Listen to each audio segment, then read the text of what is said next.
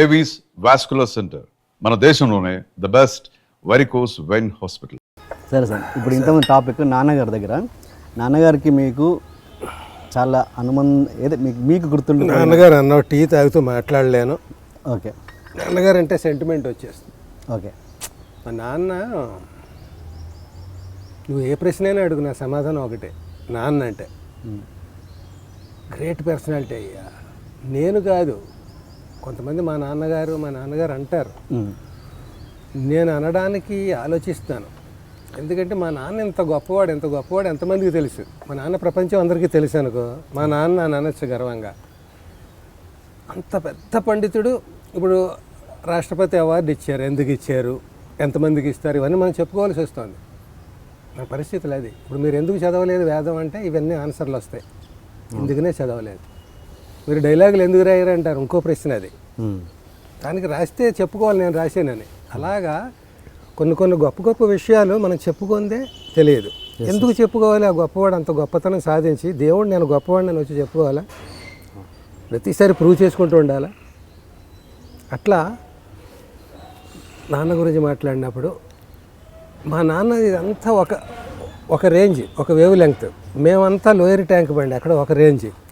మాకు నిత్య అవసరాలు, గడ్డం గీసుకోవడానికి బ్లేడ్ కావాలి, స్కూల్కి ఫీజు కట్టాలి, బట్టలు కుట్టించుకోవాలి, పండక్కి సెంటు ఏమంటారు అదే మొగలి సెంటు వచ్చే తల నూనె రాసుకోవాలి, మంచి చెప్పులు కొనుక్కోవాలి, స్కూల్కి బ్యాగ్ కొనుక్కోవాలి, ఇంకా ఏదైనా ఫ్రెండ్స్తో సాధన చేయడానికి సీక్రెట్ పాకెట్ మనీ ఏదో 2 సార్లు టర్మ్ ఫీజు కట్టాల్సి వస్తుంది. 2వ టర్మ్ ఫీజు పాకెట్ మనీ అనమాట. ఓకే, అంటే లెక్కల పుస్తకం కొనుక్కోవాలి, మ్యాథమెటిక్స్ పుస్తకం కొనుక్కోవాలి, 2 పుస్తకాలు కొనాలన్నమాట. ఇలాగా అన్నిటికీ ఆయన అడగడానికి అసలు ఈవేళ ఆలోచిస్తే అంత గొప్ప మనిషిని ఇలాంటి సిల్లీ రీజన్స్ కోసం ఇబ్బంది పెట్టామా అనిపిస్తుంది. కానీ మరి ఎవరిని అడుగుతాం? మా నాన్నని మా అమ్మని అడగకుండా మేము ఎవరిని అడుగుతాం? మేము సంపాదించే స్థితి కాదే. అలాంటి పరిస్థితుల్లో ఆయన ఇవన్నీ వ్యవహారికం. ఈ సమాజంలో తప్పనిసరి తెల్లారి లేస్తే మనం అనేక మంది ఇష్టమైన వాళ్ళని అయిష్టమైన వాళ్ళని చూస్తూ కూడా మనం ఒక మెంటల్ బ్యాలెన్స్తో ఉండాలి అనేది ఎలాగో ఆయనకు ఆ పవర్ ఎట్లా వచ్చిందంటే ఆయన చేసే సాధన భగవత్ సాన్నిధ్యంలో అదే ఆయనకి ఇస్తుంది. అది ఆయన ఏ వయసులో ఉన్నా కూడా ఆ మెంటల్ బ్యాలెన్స్ అనేది ఉంటుంది. మాకు వ్యవసాయం ఉండేది. ఒక చోట నేను రాశాను, సావిడంత సంసారాన్ని అరిచేయంత వ్యవసాయంతో సాకాడు మా నాన్న. అది ఇందాక చెప్పిన మా నాన్న హీరో, కథానాయకుడిగా సంసారాన్ని భుజం మీద మోసుకొచ్చాడు. కొంతమంది హీరోస్ చేతిలో చిన్న పిల్లాడిని పెట్టుకుని ఫైట్ చేయడాలు ఇలాంటివి ఉంటాయి కదా. చిన్న పిల్లాడు కాదు, లారీని శంకలో పెట్టుకుని ఫైట్ చేశాడు మా నాన్న. మేము లారీ. సో ఆర్థిక ఇబ్బంది అనేది చాలా దౌర్భాగ్యమైన ఇబ్బంది. మిగతా ఇబ్బంది అంటే విద్య, నేను ఇబ్బంది ఎక్కువ చదువుకోలేదంటే ఇబ్బంది కాదు, నేను ఎక్కువ తెలివితేటలు లేవు ఇబ్బంది కాదు, నేను ఎక్కువ డబ్బు లేదు నా దగ్గర ఇబ్బంది కాదు. నా దగ్గర డబ్బు లేదంటే ఇబ్బంది, ఏ కాలంలో చూసుకున్నా సరే. సో అలాంటి ఇబ్బందుల్లో ఆయన వ్యవసాయం, చిన్న వ్యవసాయం ఉండేది మాకు, 5-6 ఎకరాలు. పంచుకుంటే ఒక్కొక్కరికి ఎకరం రాలేదు ఫైనల్గా. 10 మంది పంచుకోవాలి, ఉన్నది 6-7 ఎకరాలు. అందులో ఎప్పుడు 2 పంటలు ఉండేవి. ఒకటి గరిగిసన్నం, 2 దాళవ. అంటే గరిగిసన్నం అంటే వరి సాలిడ్ అనమాట, అది బెస్ట్ పంట. రెండవది సెకండ్ క్రాప్ అంటామే. అలా ఏదో ఈ నవధాన్యాలు అలాంటివి వేయడం అలాంటివి చేస్తాం. మొదటి పంట పవర్ఫుల్, గరిగిసన్నం అంటారు దాన్ని. నాన్న బ్లేడ్ కొనుక్కోవాలన్నా కూడా గరిగిసన్నం రాని అనేవాడు. నాన్న స్కూల్ ఫీజు కట్టాలన్నా కూడా గరిగిసన్నం రాని అనేవాడు. ప్రతిదానికి గరిగిసన్నమే. ఓకే, అంటే ఇప్పుడు ఏదో ఆస్తి అమ్మేద్దాం అనుకున్నాం మనం, నాన్న బ్లేడ్ కావాలి, ఆ ఇల్లు అమ్ముడుపోనే, నాన్న కారు ఆ ఇల్లు అమ్ముడుపోనే ఎలా ఉంటుంది? ఓ పక్కన నవ్వు వచ్చేది, ఆయన గంభీరంగానే అనేవాడు. అలాగే మా అమ్మ అనేది, మేము బయట ఉండేవాళ్ళం, ఆయన డబ్బులు ఇస్తే స్కూల్ ఫీజు కట్టుకోవాలి, పోవాలి, ఎక్కడో కాలేజీలో చదువుకుని ఇక్కడికి వచ్చాం. ఏంటి వాడు ఎంతసేపు నిలబడతాడు, అలాగే ఏదో నేరం చేసిన వాళ్ళలాగా నేను నిలబడమన్నాను ఏంటి, ఎందుకు నిలబడ్డాడు అనేవాడు. మా అమ్మ మీడియేటర్. అదే మరి కాలేజ్ ఫీజు కట్టమను, ఏమిటి ఊరికే వచ్చేస్తుంది ఏంటి, డబ్బు కావాలి కదా. గరిగిసనం రాని మళ్ళీ మామూలుగా అనేవాడు. గరిగిసనం ప్రతిదానికి గరిగిసనం అనేవి, ఇప్పుడు డబ్బు ఇస్తేనే వాడు వెళ్తాడు అని. నీ మొలలోంచి ఒక చిల్లు కానీ దొరికి దాన్ని డబ్బు అనేవారు ఒరిజినల్గా ఆయన రోజుల్లో. ఇదిగో అనేవాడు. ఏమిటది అనేది మా డబ్బు కావాలన్నావు కదా, నా దగ్గర ఏముంది డబ్బు. ఈ డబ్బు మొలలో ఎందుకు ఉంటుందంటే పంచి లాక్ అన్నమాట, అది జారిపోకుండా. అప్పుడు డ్రైవర్లు అవి ఉండవు, ఇదే కట్టుకో, దాన్ని లాక్ చేస్తే ఆ డబ్బు అనమాట. అందుకు చెల్లు డబ్బు ఉండేది. ఇంకా నువ్వు లాగాలి తప్ప ఆ డబ్బు తీస్తే తప్ప రాదు. అది తీసి ఇదిగో డబ్బు అనేవాడు. అదే అక్కడ డబ్బు అనేవారు. ఇక్కడ మా ఈ ఏరియాలో అయితే పైసలు అంటారు, పైసలేవి అంటారు ఇక్కడ. అక్కడ డబ్బులు అంటాం. డబ్బు అంటే ఇది.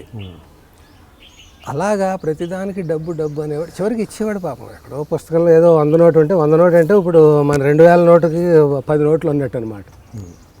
తీసి ఇచ్చేవాడు. అంటే ఆ రకంగా పాపం చేసుకున్నాం. ఆయన విద్య చదవకపోవడమే కాకుండా అలాంటి గొప్ప దైవస్వరూపాన్ని ఇలాంటి చిన్న చిన్న వాటికి డిస్టర్బ్ చేసి ఆయన డిస్టర్బ్ అయ్యారా? తప్పదు జీవితం. అంటే మీరు ఆయన డిస్టర్బ్ అయ్యారని మీరు అనుకుంటున్నారా? అంటే మా నాన్న టైప్కి అయిపోతే కాలు మీద కాలు వేసుకుందాం. ఏంటంటే నాన్నగారు డిస్టర్బ్ అయ్యారని మీరు అనుకుంటున్నారా? మీరు డిస్టర్బ్ చేశాను అంటున్నారు. నాన్నగారు డిస్టర్బ్ అయితే నాన్న గొప్పతనం ఉంది, అయ్యాడేమో అని మా ఫీలింగ్ చాలు. అప్పుడు ఆ వేళ మేము అనుకోలేదు నాన్న డిస్టర్బ్ అవుతాడు, చేయకూడదు తప్పు అని. అలా అంత ఉండేది కాదు. ఉండేది నాన్న గొప్పవాడని ఎప్పుడు నరాల్లో ఉండేది. నాన్నని డిస్టర్బ్ చేసినాం అనే కంటే మన అవసరం గొప్పది కాబట్టి డిస్టర్బ్ చేసినాం అనేది అనుకున్నామా, అనుకుంటే ఏ పర్సెంటేజ్ అనుకున్నాం అనేది మ్యాటర్ కాదు. ఇప్పుడు అయిపోయింది కదా, గతం తలుచుకోవడం కదా, ఎంత డిస్టర్బ్ చేసాం, ఎంత తప్పు చేసామని ఈవేళ అనుకుంటాం. ఈవేళ పోస్ట్ మార్టం అన్నమాట.